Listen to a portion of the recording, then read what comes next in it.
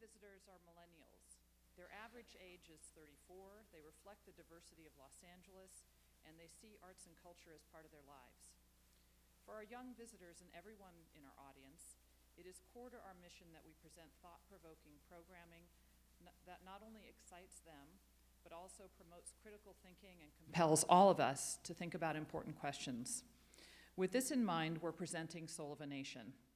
And to make sure we give everyone an opportunity to see the show, I just wanted to note that for those of you who may have friends who want to come see the show, or if you don't already have additional tickets to the show, that those 17 and under can come to the exhibition free always.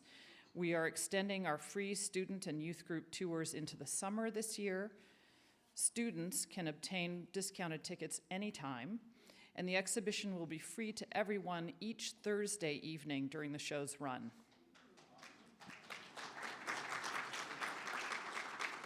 I'd like to take a moment to thank Sotheby's, who has been our partner on all of the events opening this show this weekend, and for their support specifically of this talk.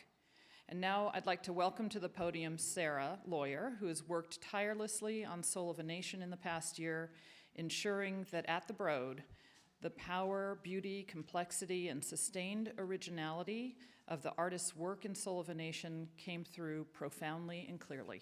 Sarah?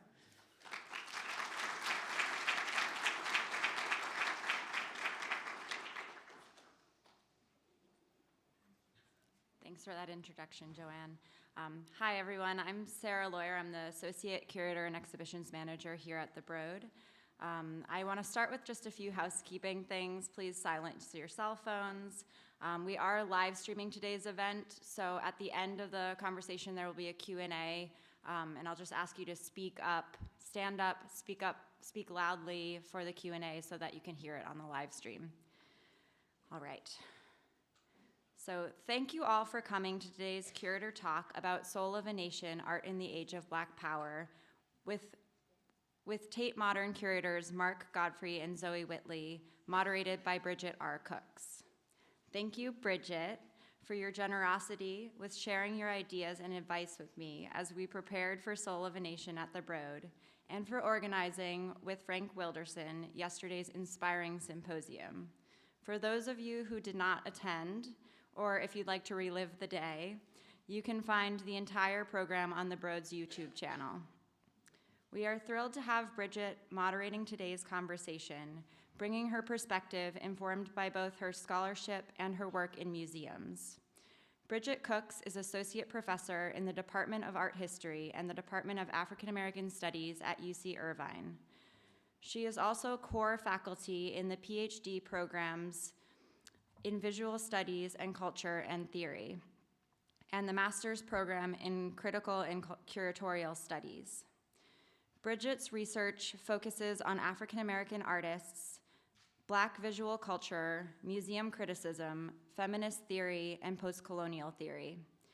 She has also worked in many museums and curated exhibitions, including The Art of Richard Mayhew at the Museum of the African Diaspora in San Francisco, and the forthcoming Ernie Barnes retrospective at CAM. Bridget is the author of Exhibiting Blackness, African Americans and the American Art Museum. Now I'm going to share a few of Mark and Zoe's many accomplishments. Mark Godfrey is Senior Curator of International Art at the Tate Modern, London. He formerly taught history and theory of art at the Slade School of Fine Art, University College London. Mark has written on the work of Tacita Dean, Matthew Buckingham, Sharon Lockhart, Fiona Tan, and Eva Hess, among others, and has curated exhibitions of Catherine Yaz, Douglas Hubler, and Matthew Buckingham. Zoe Whitley is Curator of International Art at the Tate Modern, London. Earlier, she served as Tate's Curator of Contemporary British Art. Previously, Zoe curated the exhibition The Shadows Took Shape at the Studio Museum in Harlem with Naima J. Keith. From 2005 to 2013, Zoe was curator at the Victoria and Albert Museum, London, where she authored In Black and White, Prints from Africa and the Diaspora with Gil Sanders. She currently serves on the Council for Black Artists and Modernism and for Prospect 4, the fourth iteration of the International Art Exhibition, Prospect New Orleans.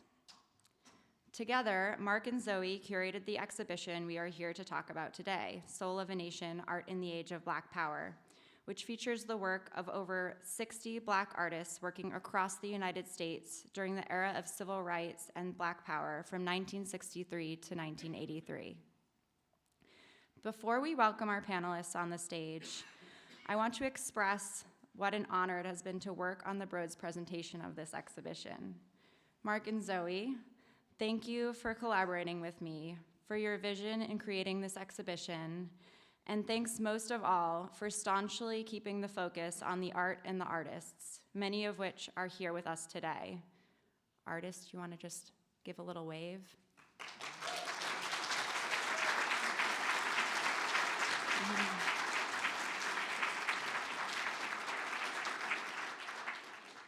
It is the unique perspectives of the artists, both aesthetic and political, that makes this exhibition great. Now it is my pleasure to introduce Bridget R.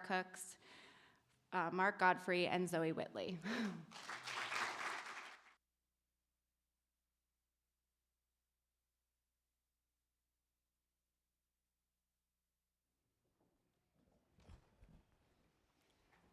So welcome everybody. Thank you. And hello to Mark and Zoe. Hi. I'm excited to be in conversation with you. Thank you for bringing such excitement to Los Angeles. This has been a real historic moment. Naomi Keith said that yesterday at the symposium, that this is a historic moment in Los Angeles for the art scene, and particularly for Black American artists. So I'm excited to have been asked to have been a part of anything related to this. Thank you. Can you hear me now? Uh-oh. Is it the same? Okay. Okay. We'll get there. Should I try it again? Yeah. Can you plug it in again? Yeah.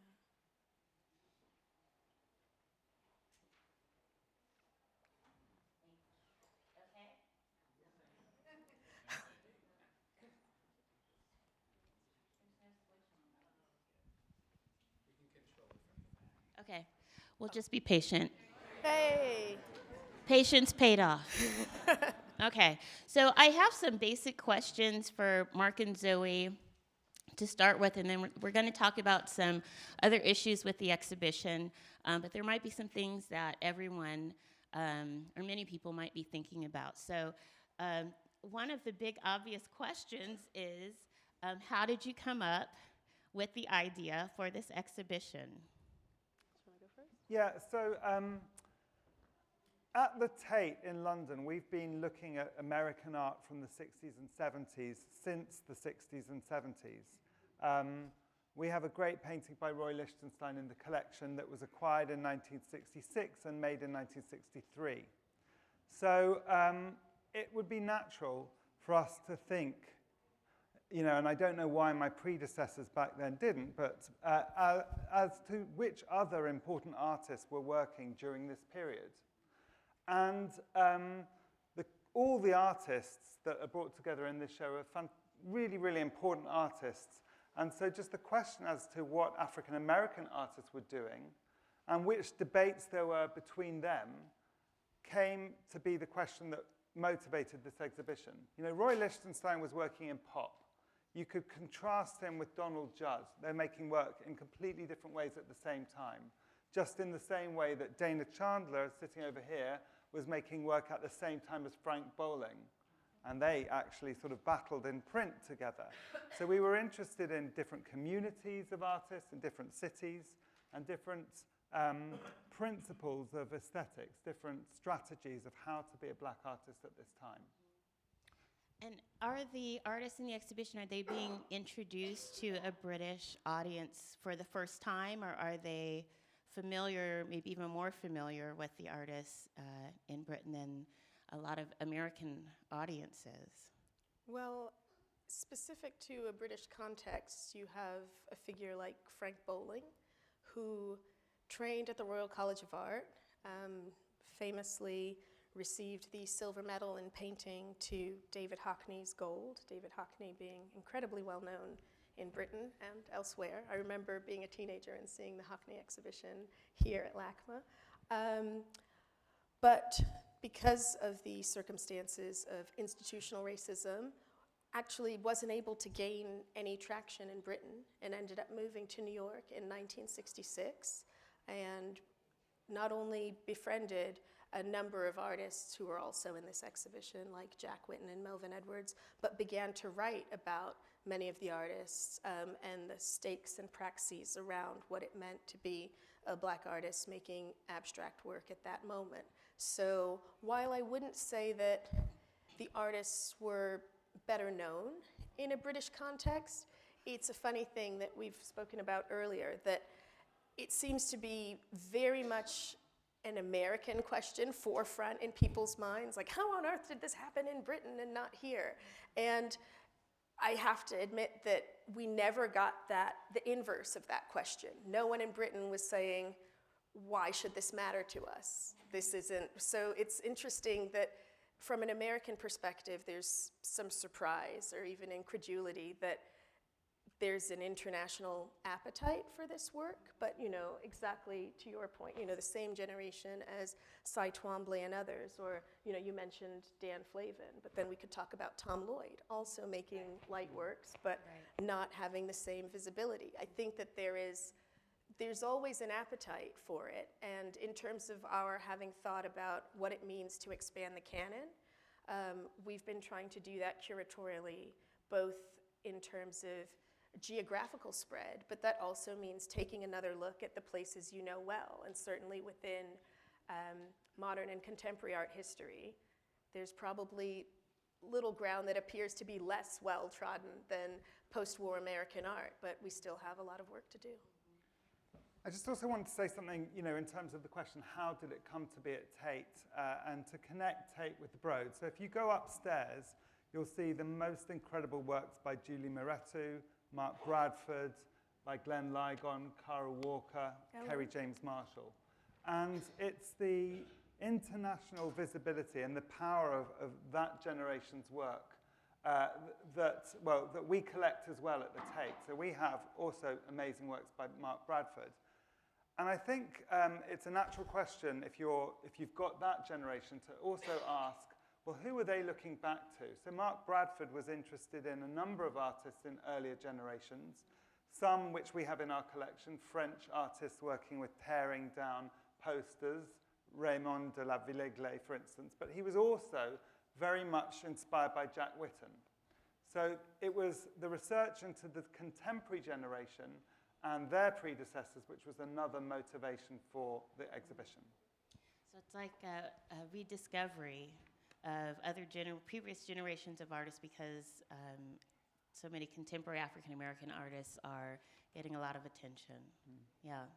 So yesterday one of the things that we talked about at the symposium was what does this moment mean to have this attention on African-American artists now, and this is something we were asking and thinking about, how can we make this moment different from previous moments? This is one of those factors that makes it different from others. There's a kind of popularity and collection of a younger generation of Black artists that's, I think, compelling, as you're saying, people to turn back to, where did this come from?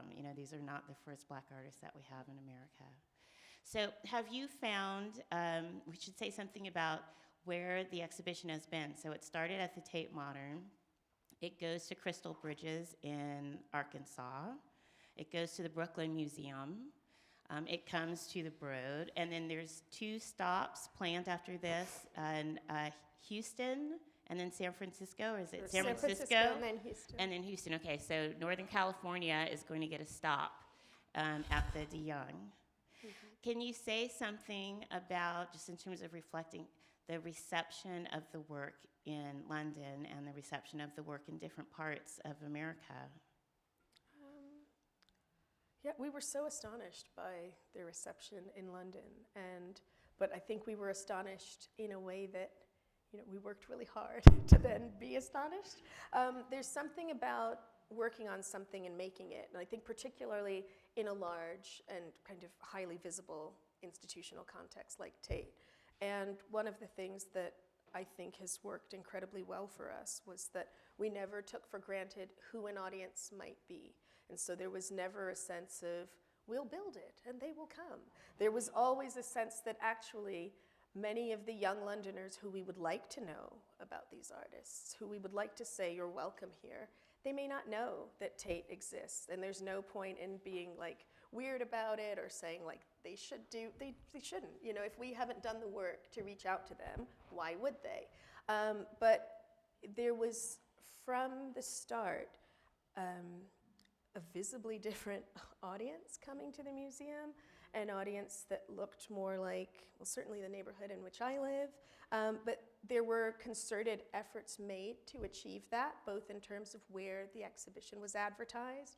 We were rolling down Crenshaw last night, and we just saw like Soul of a Nation posters all the way down. We're going to Friends. I was very excited. Yeah. But we had done something similar in different postcodes, you know, the zip codes in London, to where they might usually be. And we did achieve something special. And because of, in particular, the belief and backing up that belief with financial support that we received from the Ford Foundation in particular, we were also able to think about these other registers of not only just we want to create the welcome into the building, but maybe everyone won't be able to physically come for any number of reasons, or even reduced tickets, you could still have a barrier to entry for many reasons. So what would it mean to at least make some overtures to meet people where they are? And so we were able to also make a series of films where we paired young, primarily Black British filmmakers with an artist from the checklist of their choosing. The one exception to that was Khalil Joseph, who made a film inspired by Roy de Carava, and Roy's family is here. Black Mary. Yep. Amazing film. So we also had Zoe Ashton made a film about Lorraine O'Grady. Andy Mundy Castle made 2 films. He made one film about Jack Whitten, and that was done in our galleries with us very shortly before Jack passed, so it was very, moving for us. And he'd also made one about William T. Williams. And Cecilia Meke made a film about Faith Ringgold. So all of those are available online, but it just became another way to, again, think about these cross-generational links and to constantly be trying from as many different perspectives to answer the question, so what? Right. And not just from Mark's or my perspective, you know, having PhDs in art history and caring about, you know, formalist concerns or these other minutiae, that there are other ways that you can hold up a mirror and people can see themselves. The show in London was extraordinarily successful. We were very pleased and we made all the efforts Zoe said, but there were criticisms. And one of the big criticisms came from, was the question, what about Black British artists? Why in Britain are we so fascinated by African American culture? What about our own? And Tate, I think, has answered that question in different ways since that point. Shortly after Soul of a Nation, Lubaina Himid won the Turner Prize, and important works of hers have been added to the Tate collection. And Frank Bowling will open a retrospective at Tate Britain in a couple of months' time. So there is a legacy and a commitment to thinking about Black British artists, some of whom made work, as Zoe said, in New York. And you also asked about the reception of the show in other places. Yes. And here I'll kind of say something tricky, which is that when we went to Arkansas, it was fantastic to see Soul of a Nation opening there. But between going, we'd come out of our hotel and walk down to the museum Crystal Bridges, and we'd have to go past one of the Confederate statues. Now, I'd never been to the South, so I didn't really know about this. I just read about it. But to see this general up there in the middle of the square and to walk past that every day on the way to see the work in this show was really shocking. And I was waiting all the time for productive tensions to arise out of that contradiction between that community and the show there. And I'm afraid I never heard much about it. I wanted that to be critical, because we certainly felt when we presented Soul of a Nation in London that, for instance, when the events happened in Charlottesville, people would Instagram the Norman Lewis painting called America the Beautiful that you can see in the first room, which is, you know, you look at it, it looks abstract, you look at it again and it looks like a KKK rally. And they would connect Norman Lewis's work to what was going on right now in America. To the Tiki Torch terrorists, Right. yeah. And I was waiting for that to happen in Arkansas, and it's sort of different. It didn't. It was a bit too polite in a way. Well, I mean, it's interesting to think about that because you're talking about these efforts to make sure that people really know about the exhibition, all of the work that the artists have done, and then try to make that connection, you know. I mean, one of the things that we've talked about is that the good news and the bad news about the exhibition is that it is relevant and fresh, right? And that the work looks like it was made to speak to what's happening right now, right? And so, I mean, I wonder what you think then about the way that young people who you're reaching out to are responding. Are they finding a resonance? Are they surprised that the work is speaking to something that they are experiencing?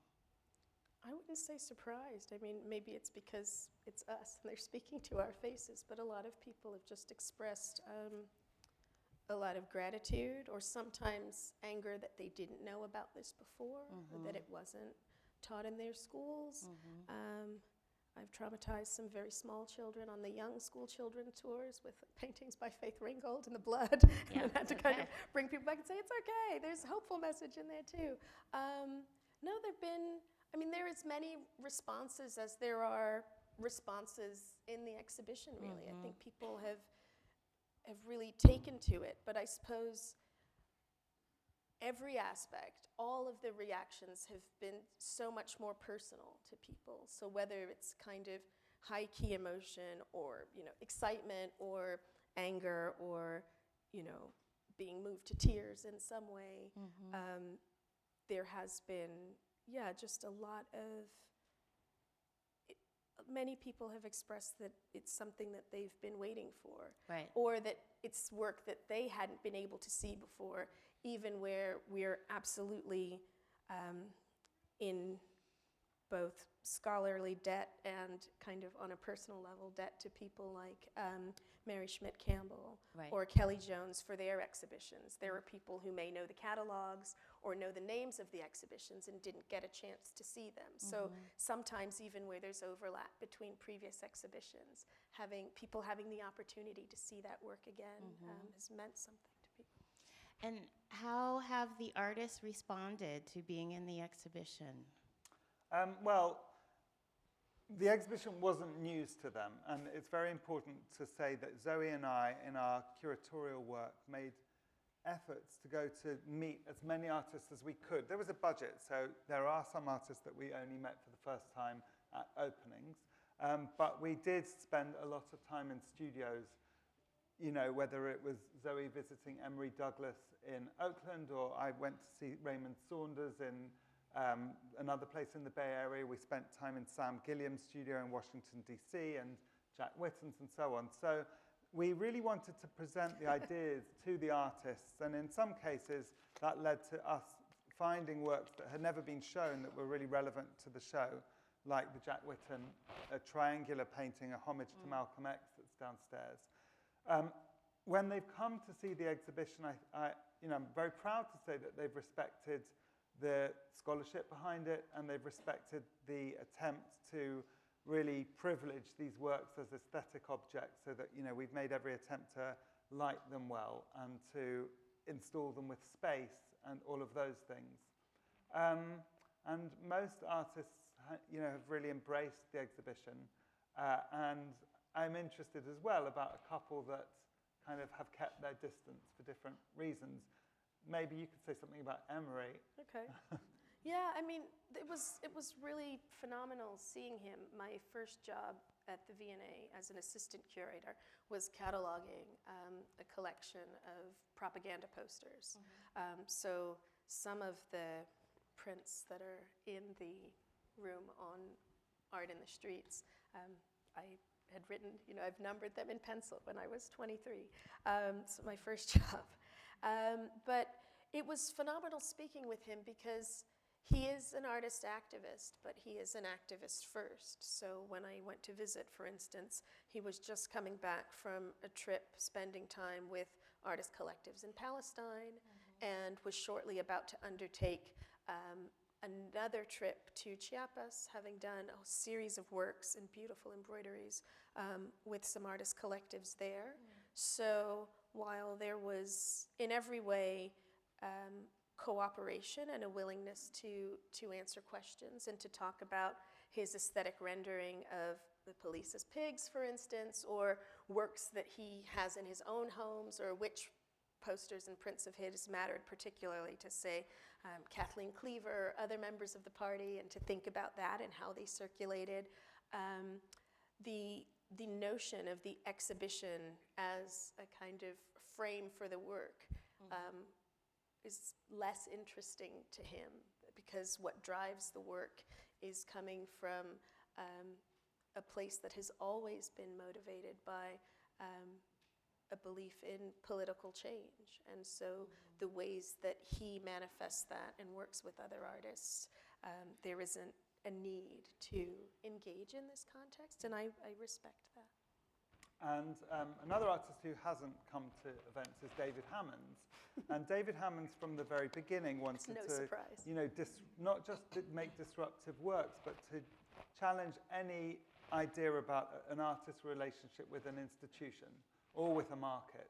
So there's a great work in the exhibition, The Bag Lady in Flight, which is made with paper bags with kind of chicken grease and black hair from barbershops.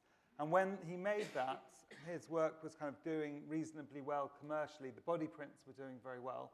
But because he felt that wasn't the right path to go down to make, and they were becoming perhaps too safe, he made what he thought of as unsaleable abstraction. And that work still is shocking. And I think, you know, he continues to have a resistance to any form of institutionalization, and to also want to just be making work about the present. So, you know, we've heard that right now he's probably a mile away outside Hauser and Worth gathering stuff up for a show. For an exhibition, yeah. So his focus is purely on the now. I don't say I'm not making value judgments between that and artists who are interested to look at what they were doing 50 years ago as well as making work now. But he wouldn't have an interest in, I think, coming to look at a sort of historical survey of work from 50 years ago. I was going to ask you to tell us a little bit more about the concepts you had for the structure of the show. So thinking about the 20-year parameters, the significance of 1963, if you could talk about that as a starting moment, and maybe talk also about Spiral as being important to that moment. Kamoinge also important to that moment, you know, two collectives starting in 63. I'll do it. Because I think probably the next question will be about the end of the show. So I can ask that question next, yes. Okay. So 1963 is the year that the Spiral Group form, and it's the year of the March on Washington. And it's the first group in this period that sort of comes together as a collective to think through questions about what is the response of what they at that point called the Negro artist to being an artist in America.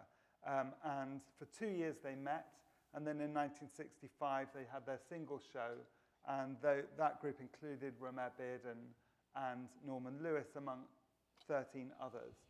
So it felt appropriate to begin with 63, which was their beginnings, because that would be a way to announce that the show begins with artists and begins with artist groups. There are a couple of works in the show that predate that, but that's sort of the announced date of the beginning of the show. And also the questions that they ask, the way that they articulated certain existential questions about what it meant to be an artist, and is your first responsibility to yourself or to society? What is your role? It's something that many artists asked with many different inflections over the years, and that answer in different ways throughout the exhibition. And so that felt particularly important and meaningful. Can you say something about how Spiral then responded to those questions that they posed to each other? You know, what is their responsibility of the Negro artist? Oh, we can at do it this in 5 moment? words. So this is what we did in our museum didactics. If you read nothing else at Tate, they gave no single answer. So in that first room, the reason why the work's slightly different presentation here, because we wanted to show both collages and photostats of Bearden's, but the Spiral exhibition, first and only, all of the works were in black and white. But the ways that they chose to work monochromatically varied widely. So some were making purely abstract works, some were making works that were very directly related to the March on Washington, like Reggie Gammon's work, which is downstairs. Bearden famously, and it's an anecdote I love, so I never get tired of telling it, but had proposed collage as a means of everyone working together and trying to propose solutions to these existential questions. And, you know, basically, long story short, everyone's like, no, that's okay, I don't want to do that. And so he made these phenomenal collages on his own.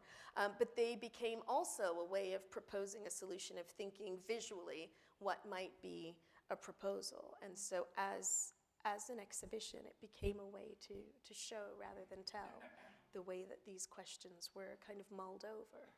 And if we skip to the end, one of the things that we have happening during this period is, and you chart it in your book really beautifully as well, is this change in self-identification. And you've got that fantastic bit at the very front of your book to talk about the different terminologies. Yes. So this move, so you're actually a better place to answer the question than us. But this way of this shift from Negro to Black, Afro-American to African-American. Colored's in there somewhere. It is. And that maps onto this 20-year period. I wanted you to also talk a little bit about what might be expected from different audiences when they come to the exhibition, which is figurative political art. And you see that in the show. But one of the things that you do that I think maybe makes this moment different from other moments, and you've mentioned other exhibitions, like Now Dig This is another example of an exhibition that does this. It shows this kind of overtly political art, but it also pairs it with abstract work that was made at the same time. And we see this in photography, we see it in painting, we see it in sculpture.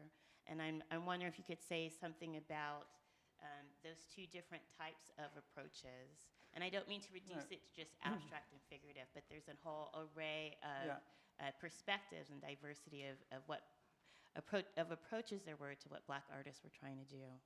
Sure. So that tension's there in Spiral from the beginning, you know, between the Reginald Gammon and the Norman Lewis. And yes, you can look at the show as opposing figurative and abstract works, but I would say that the term political would apply to both of them. You know, it's clear in every conversation we had with abstract artists that they were thinking through what it meant to be an African-American artist living at the moment of the assassinations of Malcolm X and Martin Luther King, and everything else that was going on. They were thinking through those questions as much as were there, you know, people like Emory Douglas, who believed in a certain type of aesthetic. So there's an amazing work by Sam Gilliam downstairs that is called April the 4th, and it was made on the first anniversary of the killing of Martin Luther King. But it's a work that deals with that event in a very imaginative, elliptical way. It doesn't look like many other Sam Gilliam works from that moment, because there's the faintest idea of sort of bullet holes and blood stains. So there's something in that work which is abstract, but it also deals with history. And it's right next to, thanks to Sarah's installation, it's right next to this homage to Malcolm, which was made by Jack Whitten with an Afro comb. And he made it as a triangle, as a tribute to the strength of Malcolm X, because he thinks that the triangle is the strongest geometrical figure. And you know, there's hints of red and green as well as the black. So there's, in many ways, abstraction is also dealing with questions of politics. I mean, back at the time, though, there were huge debates, you know, between Dana and Frank Bowling, as I said, two vocal believers in two different poles, But I would say that what was true to both of those positions was that commitment that their work was dealing with what it meant to be black.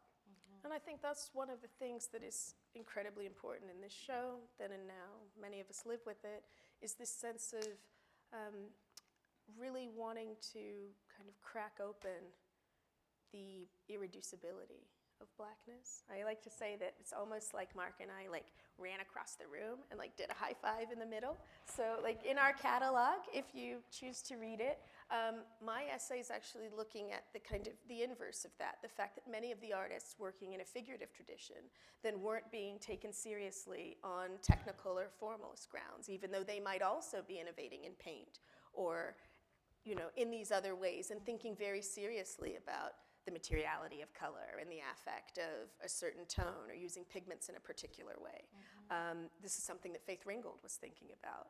Not many people know that Ad Reinhardt was a big influence on her. So if you want to geek out art historically, there's some important things to say. And then, as Marcus said, there are people who would maybe only think of Jack in one way, and then in the course of our having spent time with him in the studio, he chose to show us homage to Malcolm, and it had never before been on public display before July 2017 in London. So there are these things that were able to take place and that we see now, and that work is now in Tate collections, so people will be able to see it free of charge now.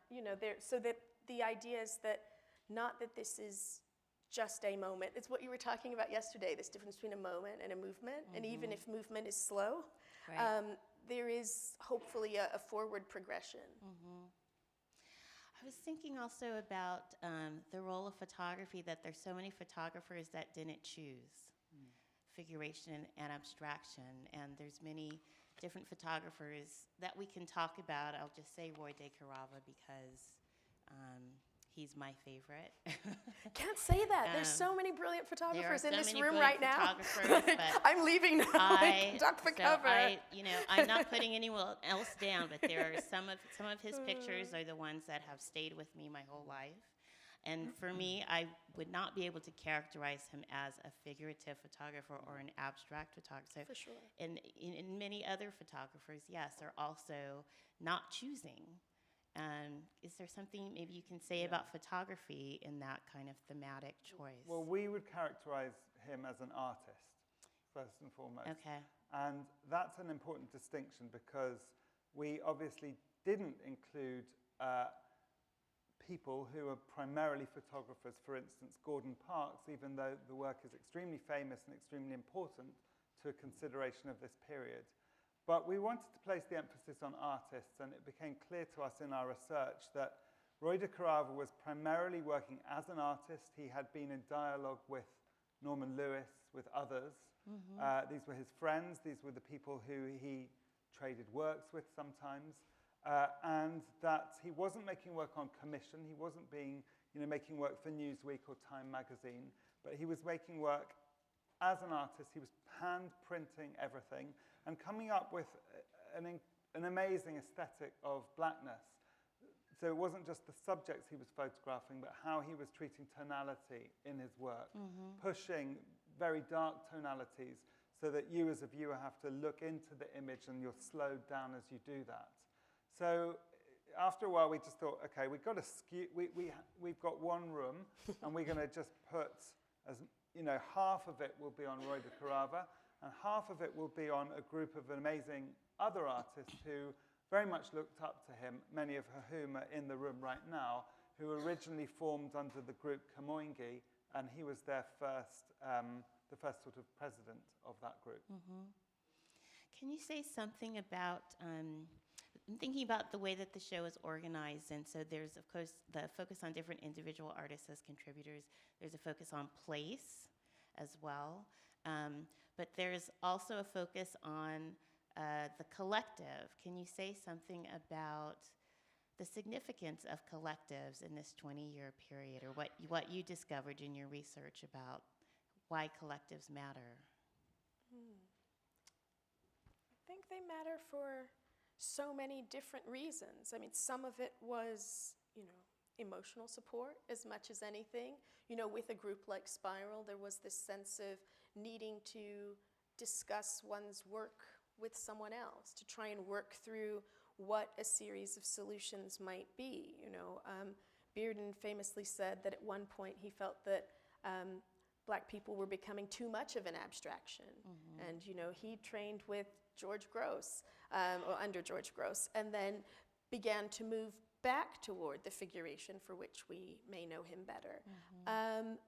And there were many different ways in which people came together to address questions of visibility, where they wanted to show work, why they wanted to show it, whether the impetus was to hold institutions to account for being institutionally racist and exclusionary, or whether, as a group, the solution became, why do we even want to be a part of this space? We can do our own thing, we can do it elsewhere. With really radical solutions proposed by groups like Africobra, or the way that the Wall of Respect came about, that art can exist in these other contexts and we don't have to wait for permission or wait to be invited in. And that sense of doing that as a group and not having to do it on one's own is very important. But then you also have really singular and peerless people like Barclay Hendricks, who famously said that he just wanted to be the best painter he could be. And living in the Philadelphia area, he wasn't actually checking for anyone else. He was doing what he was doing and always excelling and pushing himself to be the best. So I think that there's always room for both. But there is, it's a cliche, but there is something about there being strength in numbers. And there's different ways in which collective can function. So if you look at the Africobra group, who were in Chicago, who developed a unique aesthetic that you'll see brilliantly downstairs, they would meet every Sunday and set themselves a task, like painting the Black family, and each one of them would make an example of that, and then they'd critique each other's work constructively, and then they'd show it. So that was one model of collective, of actually working in the same spot and doing the same project.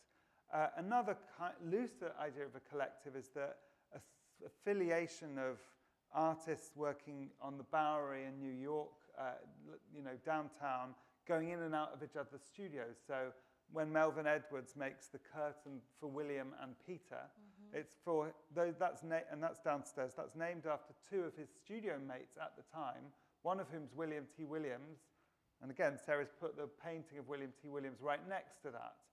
So they look nothing like each other. One's a work made with barbed wire and chains, and the other's the most beautiful, shimmering painting.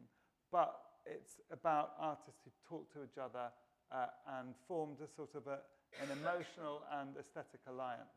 And for the emotional, there's sometimes pragmatism involved. So one of the groups that we speak about more in the catalog, then we have physical space to show in the gallery, because at the time our exhibition initially opened, We Wanted a Revolution was also on, which is a phenomenal show that was curated by Catherine Morris and Rujiko Hockley.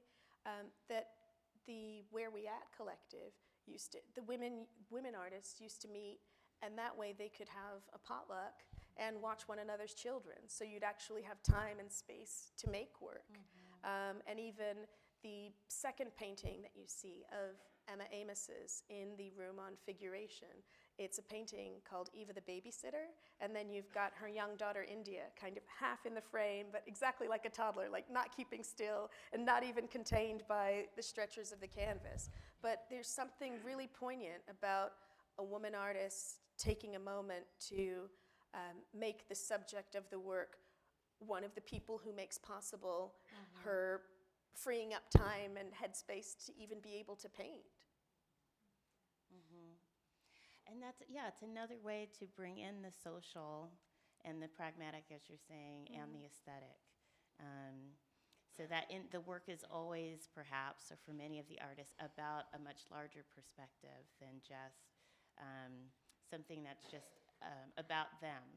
Well, I think we as got an artist. I'm sorry to interrupt. No, I just get not really at all. excited. I think we got that from the artists themselves. I think one of the things that this exhibition has is not a critical distance, but a critical proximity. And we've learned so much from so many of the artists, and we still have meaningful relationships with so many of them that this matters. And it's been a completely unique project for me in that way, and really feels like the kind of project of a lifetime because of what the artists have given to us and how they've trusted us and spoken to us. And the time spent has meant that we have more than what would be the standard boundaries of curatorial research. That rigor is still there, but there's something that goes beyond that too. So how does, just picking up on some of your language there, how does this show and the research that you've both done for the show impact future exhibitions? What's your hope for what happens after this? I think it will impact future exhibitions, but more importantly, future collections. So I don't think any self-respecting, I used to go to MoMA, and if I went through the galleries about the 60s and the 70s there, I'd see the people I talked about at the beginning, Judd, Warhol, Roy Lichtenstein. I don't think I could go through those galleries again in any, all their equivalents at SF MoMA or the Art Institute of Chicago, and see that familiar cast of white characters. I don't think that will ever happen again, and that's not just because of the success of this show, but because of my colleagues in those museums have also thought through questions of what the collection is and where they're living and where they're showing there. But already, I know that my colleagues have made hugely important acquisitions, and Betty Saar is the first show when MoMA reopens. That's really important. That's really important. In terms of exhibitions, we knew that this show built on others. So Now Dig This, Kelly Jones's show, the galleries here of the one gallery which looks at the artists around Brockman Gallery, so John Outerbridge, Noah Purifoy, and then another gallery which looks at Charles White, Timothy Washington, and David Hammonds. They build on the research that Kelly did a lot for that show, but there will be other shows that take, I think, Kamoingi or Africobra, or certainly the artists in the just above Midtown Gallery. I know that there will be a show very prominently of, around those three areas in times to come, which is wonderful. Yeah, I'm hoping, being optimistic. You're making a great point about collections, and that one of the results of the impact of this show and other shows like Kelly's show is that it's changing the art market to the benefit, we're hoping, of the artists most greatly. But it's one of the effects, I think, also is hope of education of all of us as the public, to put pressure on museums to say, okay, this is the 1970s room, and everyone is everyone that we've been seeing for the last 30 years. That's not acceptable. So that's something that makes this moment different from earlier moments as well. And to repeat something that we talked about yesterday, because it's worth repeating, thinking about what's going on behind the scenes. Curators are becoming more diverse in very minute numbers in mainstream museums, but even, I'd say, for many museums, the curators that are there that are not of color are trying to focus on what needs to change. How do we keep up with the people who are the constituents of the city? How can we reflect them? And people are changing their ideas, changing their ways of thinking, having new opportunities, hopefully to bring shows like this, this show and more in the future, to be not so much special exhibitions that happen every 25 years, but that are sort of expected regular parts of exhibition programming. I want to ask one more question before we open it up to the audience. I wanted to, now I have to pick what's going to be my last question because I had a number of other questions. But I'd like to hear more about, still thinking about the impact of this exhibition in different places going along that vein. What are the future projects that you're working on? What happens for you after this, knowing that you've made this impact and that we're looking to you to think about the future? Yeah, it's a big period of change for me. It's actually my last week at Tate because I'm going to be senior curator at the Hayward Gallery, which is also in London. Excellent. Yeah. And so what does that mean?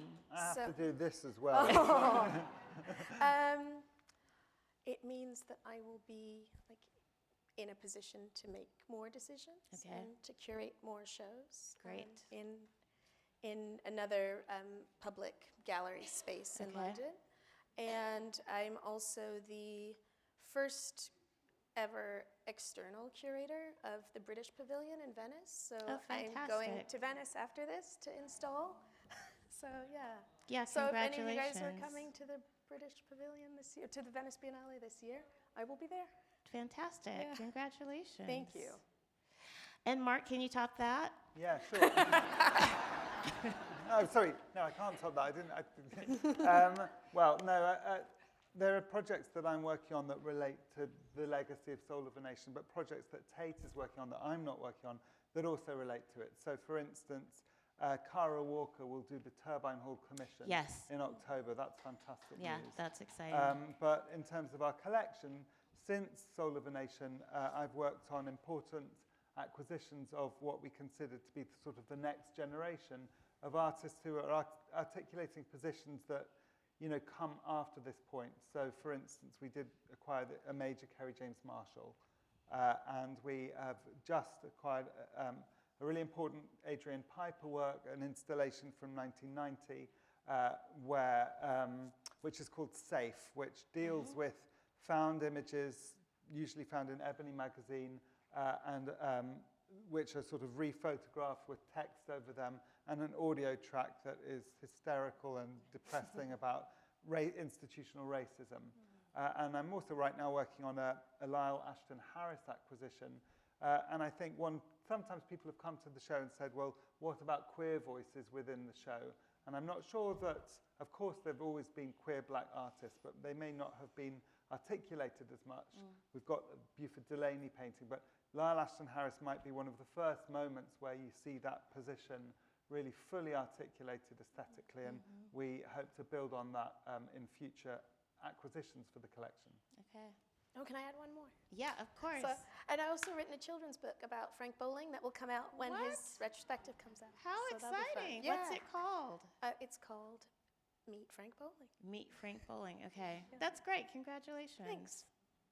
But I think this is when you'd asked, there was a question you'd asked earlier, and it seems like, to me, the answer that has kind of guided us throughout this curatorial practice has been something that Lubaina Hamid has said to me, who's also my PhD supervisor. Let's listen to artists. And I think that in terms of a learning from this exhibition that will inflect our future projects, whatever the thematic is or whatever artists that we're working with, I think that's something that is kind of like a lodestone now. So stay focused on the artist. Let them guide you to what needs to happen next. Okay. So we're going to open it up to questions. I think you're just going to stand and speak, and then I can say the question again in the microphone. Yes, please go ahead. Betty Starr in both shows had her own room and was the only one in 30. What about that? So the question is, why does Betty Starr have her own room? Well, I have something to say about that, but I'm not the curator. She should have her own room. That's my, she's very happy with the room. She is a living artist. She is a living local Los Angeles artist. She's incredibly well respected. She's almost 100 years old. She's mentored so many artists of all colors in Los Angeles. Yeah. And I'm not the curator, so I shouldn't be answering the question. no, Sarah, we're- did you want to we- say something? Yeah, or can anyone else? Yeah. Because there's something that mattered, I think, to both of us, but I mean, I will say, mattered hugely to me. And so just to say, this is something that's been reinstated here in Los Angeles from the London presentation. And what we tried very much to do within the context of a group exhibition is to, wherever possible, give people more than one opportunity to see an artist's work over that same 20-year period. That is not true in every instance, but you see, for instance, so you've got the Hammonds here on the screen behind you, and then very different work in the jam room, for instance. You see Betty's early assemblage work, but then with something like the Cal State LA presentation, there was one particular black and white image of the installation that absolutely gripped me. And I began asking her questions about, in particular, this kind of cloudy sfumato wall, and asking her, like, what color the wall was, and if there was some way that we could think about spatializing that and bringing that to bear. And because of the way that we researched, I mean, Mark and I often talk about the time that we spent in Joe Overstreet's studio looking for the specific painting from the Rice University exhibition that's downstairs. Basically, it was through the research and talking to artists about the works that mattered to them and thinking about particular moments that make sense in an exhibition and not in a slideshow or in a catalog or me talking to you in an art historical lecture, and trying to capture some aspect of the way that those works came together and an evolution of her practice toward the mystical and to certain other themes. And also a much bigger art historical point, the way that she'd been in some ways relegated to think of the woman making like folk art and macrame and doing these things, whereas another preeminent figure like David Hammond's could be, our living Duchamp, when actually they both moved toward experimentation in materials and using black hair at the same moment, because they went together to the Field Museum and saw a same West African garment that had these what seemed to be textured beads but were in fact hair. And so making these links experiential, where the penultimate gallery that you experience is this moment in Betty's practice, and then you move on into Linda Goodbryant's absolutely phenomenal vision to create just above Midtown Gallery. All of this grew out of like histories that weren't necessarily written down, but we're sitting there talking to people, eating Chinese food, or just like bombarding them with questions, or shutting up and listening and being told, no one's ever really noticed that we did this at this moment, or this happened. And so the exhibition becomes a space to show that. Sarah, did you want to say something? No, Zoe said it all. Okay. Mr. Chandler, were you going to say something? Yes. I'm going to try to get up and I'm going to stand up and do this. Take your time. I have no choice. So Dana Chandler is one of the artists in the exhibition.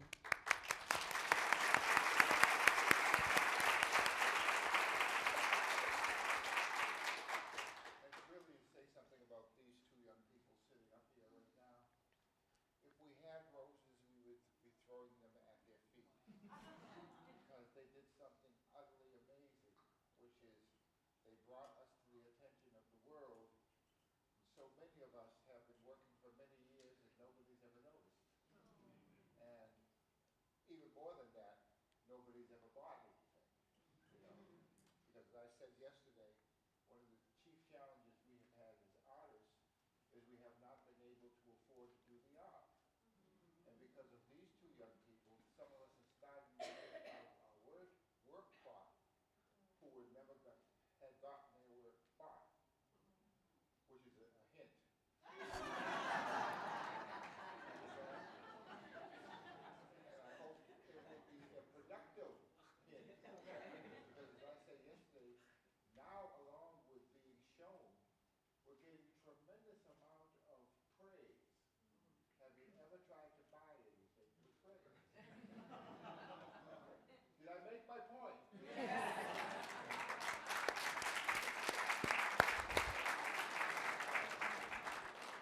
Oh, and one other thing. They're helping us to control our narrative. And that's a very important point. Because one of the big challenges that African Americans have always had is that everybody else is trying to control our narrative and control our creativity and steal from us on a constant basis. And it's time for that to stop.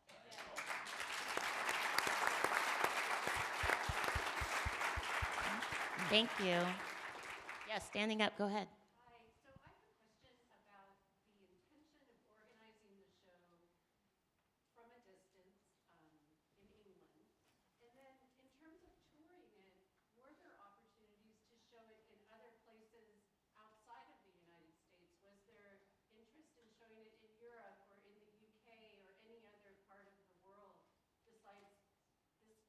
I'm just going to repeat it. Yeah. So the question is about the intention of organizing the show, and was it always meant to come here?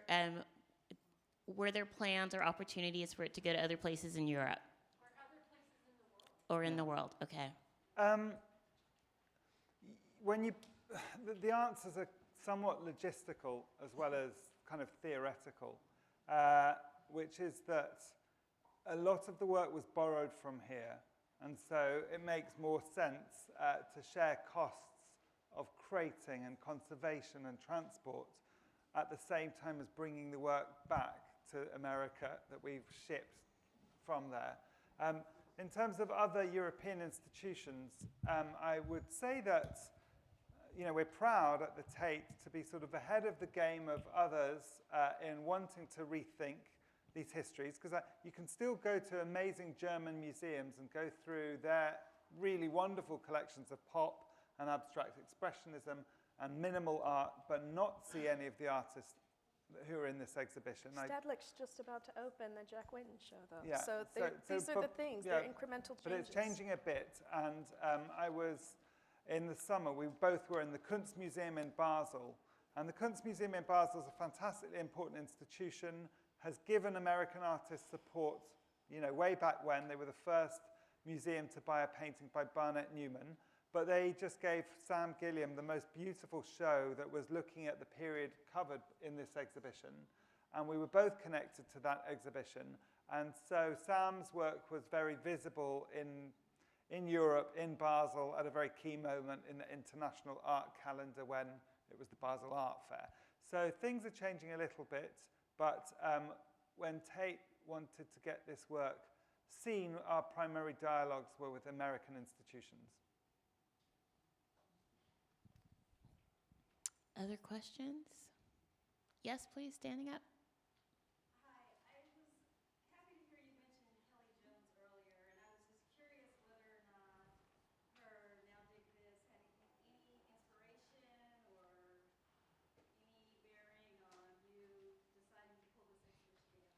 So the question is, was there any influence from Kelly Jones's exhibition, Now Dig This? I think this was in, I went to the show many times, but 11 and 12, okay, and then at the Hammer, down Wilshire, and then it went to PS1 in New York. So what's the significance of Now Dig This on the exhibition? Well, yeah, I mean, Kelly's influence is, yes, all over the exhibition. I mean, we spoke to Kelly, we're peers, and we know her well. She was at the symposium that Bridget brilliantly organized just yesterday. Books like South of Pico, she came and spoke at our symposium in London and had also been part of this symposium in Brooklyn and in Arkansas before that. Susan Kahn's book, Mounting Frustration, and Susan Kahn's a contributor to our catalog. We spoke with Thelma Golden. We had lots of roundtable discussions with those who had come before. Mary Schmidt-Campbell, who comes even before that, is also a part of this. Dr. Samela Lewis, who wrote the first art history here in Los Angeles, was also part of it. Mark did the recollection with her. Priyesh and I, our wonderful assistant curator, who I'd really like to mention, because Priyesh Mistry worked really hard to help us put the exhibition together. We also spoke with Dr. David Driscoll, who taught my mom. And I'm missing someone. I'll take over a bit. Yeah, but there were many African American art historians and curators that we have consulted with and spent time with, talked through early versions of the checklist, made amendments to what we thought our thinking was going to be, but certainly, Kelly, yes, absolutely. Yeah, and I saw that show in 2011 in LA, and the research for that show, the actual objects in that show totally influenced the thinking. But also it sort of raised the question, well, if this was going on in LA, what was going on in Chicago? And so it was a provocation of other questions as well as a sort of resource that we could draw from. I'll just add one quick thing. Yeah, please join. The Broad Art Foundation was, I think, the only external funder of Now Dig This. Wonderful. Okay, so the Broad Art Foundation was the only external funder of Now Dig This in 2011. Okay, so one of the few funders for that show, and so then there's already that connection with this in the future. Yeah, that's good to know. Other comments or questions? Yes, somebody sitting in the back.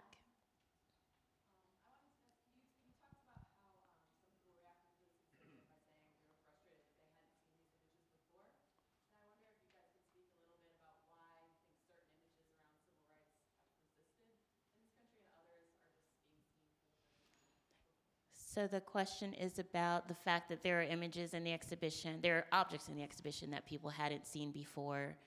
And if you have some things to say about why some images are more familiar than others, some objects are more familiar than others. Do you want to talk about the death makers? Well, no, there's something I would like to talk about. So, one of the images that we don't have in the show is the Moneta Sleet image that won the Pulitzer Prize of Coretta Scott King At the funeral. Yeah, for her husband's And that's funeral. an image of suffering and pain. An image that's probably much less familiar is the image that Roy de Carava made of a young woman on the march on Washington, which doesn't even look at Martin Luther King on the podium up there, but focuses on an image of resilience, strength, and pride. And it's interesting which ones got to be more famous at that time. And that speaks to a sort of general consumption of certain types of images of pain rather than images of pride. Did the woman that asked that question, did you have a theory that we'd like to hear? No? Okay. I'm genuinely interested, because...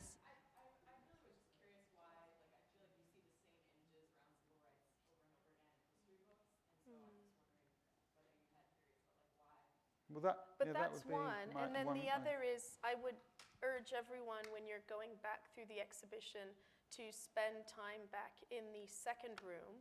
And one of the labels does not have an artwork that goes with it because it's a painting by Philip Lindsay Mason that was incredibly well known in its time, shown at Studio Museum in Harlem and elsewhere. And while we were able to get in touch with the artists, much to Dana Chandler's point, there weren't always the infrastructures around an artist's practice for the work to be not only exhibited, but then purchased and stored carefully and conserved over the years and archived. So we were looking in particular for a painting called The Death Makers that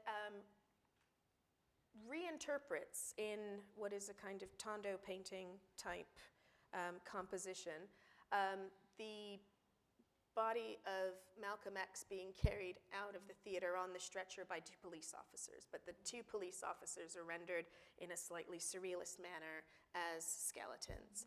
And in speaking to Dr. Mason, he was saying that many, many years ago, he'd lost track of the painting and didn't know where it was. Artists weren't always able. There were certain, very, very ambitious, just hundreds and hundreds of feet of canvas that Sam had painted as one of his drape paintings and had displayed once in a site-specific context. And we thought that would be just absolutely phenomenal to try and show. And he didn't keep it after the exhibition. Or talking to Joe Overstreet about having painted some of the backdrops for Sun Ra and various street theater that had been performed in the Bay Area and where Amiri Baraka was also speaking. And so there were times when we knew that a specific something had once existed, but doesn't exist any longer, or the artist lost track of. So there are many reasons why. Can I ask you a question? Me? Yeah, you. Okay, yeah, sure. And I'm not sure if I'm giving away too much here, but there was a work that at one point we were thinking of having in the exhibition. Oh. And Mark's being controversial. And then we thought carefully and didn't, and it was by Ernie Barnes, and it was Sugar Shack, and it was on the front cover of Marvin Gaye's I Want You, Yes. and for various complex reasons, although it's not in the show, do you think it should have been? Oh my gosh. So I think Mark's asking me this because I'm curating a retrospective of Ernie Barnes' work at the California African American Museum that opens in May. So, thank you. I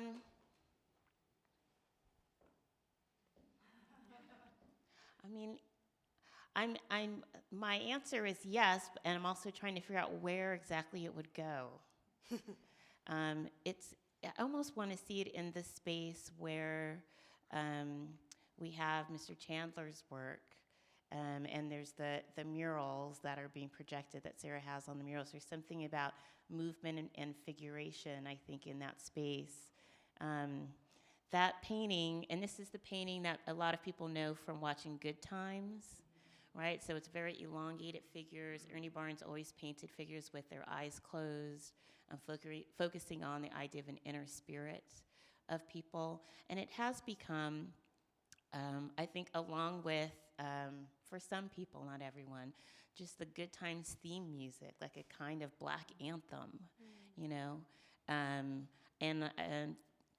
people who are identifying with the struggle of the family in Good Times, the Evans family, and showing a kind of humanity and resilience and pleasure of Black people. In that way, I do see it as important as another evidence of our beauty and survival. Ernie Barnes's work has not been recognized by museums who have purchased his work to be part of their collections. He's someone that I think is part of, there are many art worlds. So he's part of a Black art world that's different from a mainstream art world. So he's a real celebrity in a Black art market that's not recognized in a mainstream art market when we think about other kinds of museums like the Broad and LACMA and the Met and MoMA and so on. So I think it certainly belongs. It's also in everyone's Rolodex of important paintings from that moment. It's an example of more popular art, I suppose, but as I'm saying this, I also don't really believe in all of these separations, so we can see plenty of his work, and I don't want to go on and on about Barnes because I've got it all right here, but you have a chance to see much of it in May. Yeah, Mr. Cowens, go ahead. What kind of research did you do, or did you do any research around FESTAC? We did. Will you just repeat? Yeah, let me repeat the question. So, say what it was. Photographer who's in the exhibition, Adric Cowens in the front, is asking a question about the significance of FESTAC in the show, what kind of research you did for this festival that happened in 77. Okay, I was going to So say it 76. So followed. in 1977, if you want to talk more about that, your research for the festival and its relationship to the exhibition. So this was the second African World Arts Festival that took place in Lagos, Nigeria, and also in some other cities in Nigeria. But the first took place in Senegal, in Dakar. And yes, we were very interested in the fact that Jeff Donaldson had been put in charge of organizing the US delegation, that Stevie Wonder was involved, that Melvin Edwards was involved, Betty Saar was there. So in the exhibition catalog, we include some images from Betty's own sketchbooks from her time there. There are a number of photographers who were there in FESTAC.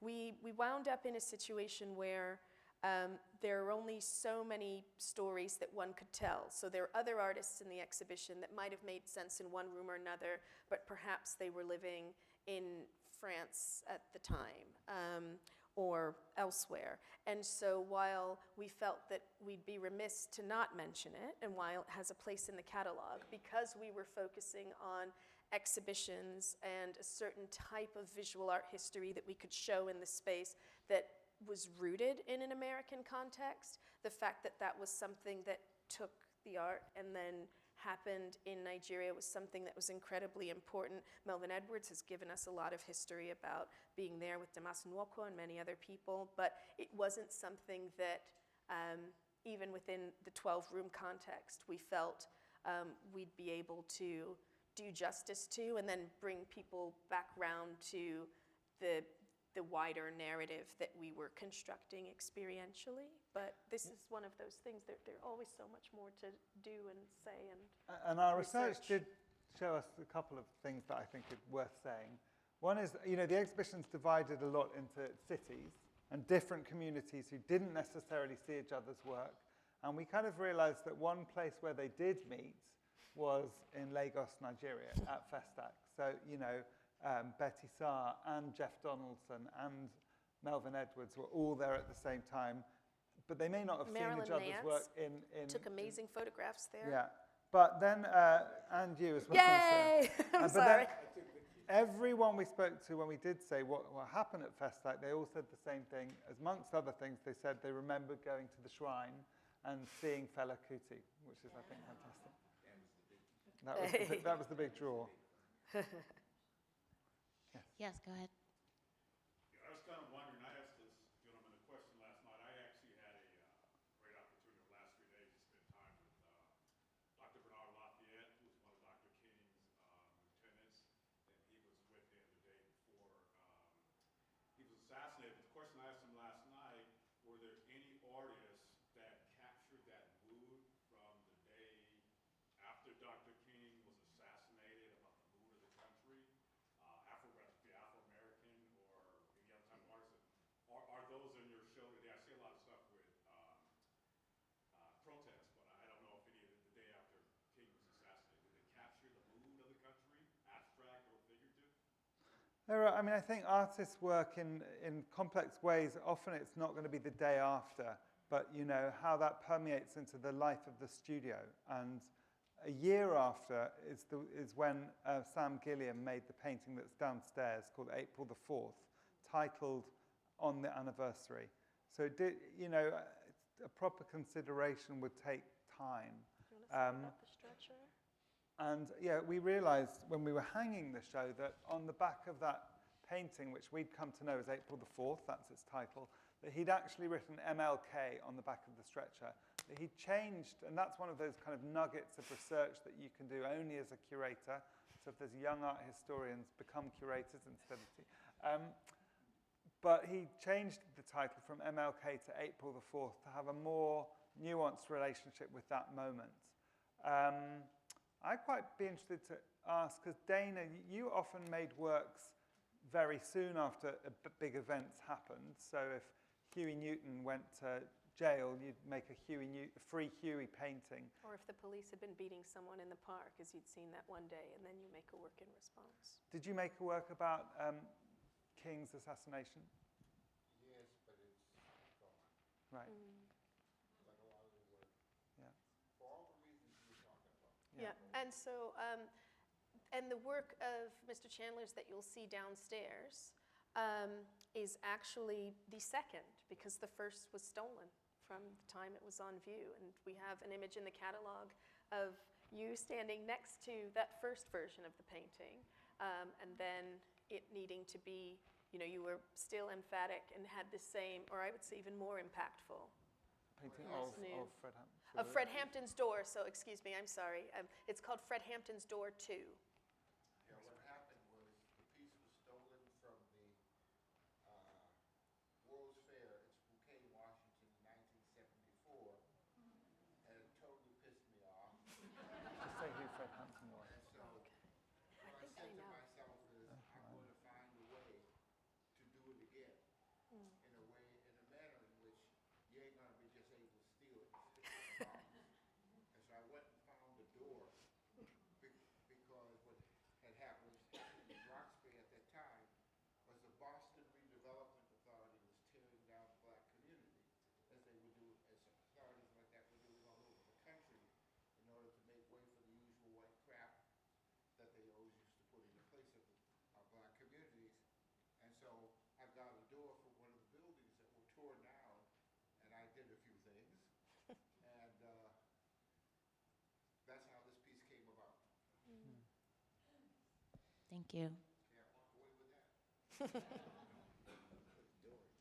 We have time for one more question. Yeah, right here in the third row. I happened to see the exhibition in Brooklyn in October, and I am so thankful for this conversation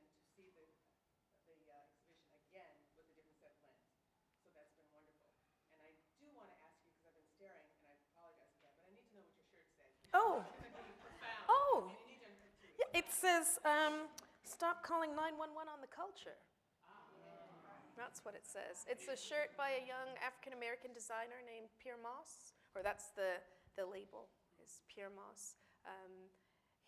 I think 2 collections ago, showed his work at Weeksville Heritage Center, so one of the sites of one of the first free black communities in New York, and has, I think for all of the right reasons, drawn the attention of, interestingly enough, a kind of mainstream fashion, and won the CDFA award that's presented by Anna Wintour, who's the editor-in-chief of American Vogue.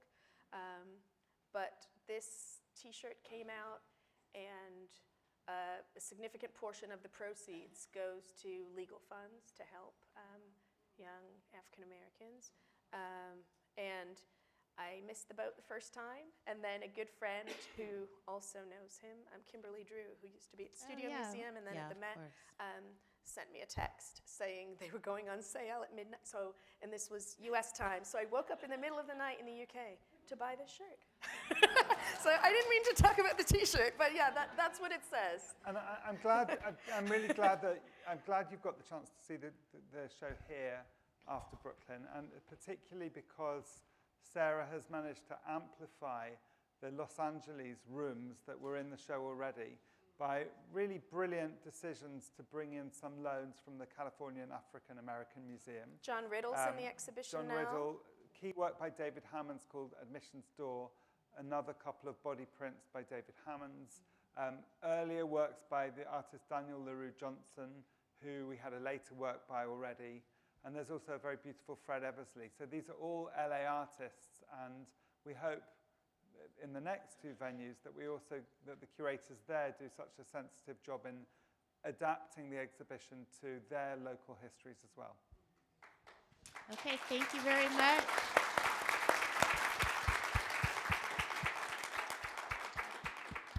Thanks everybody for coming. Thank you. Thank you. Thank you. Thank you. Thank you, Bridget.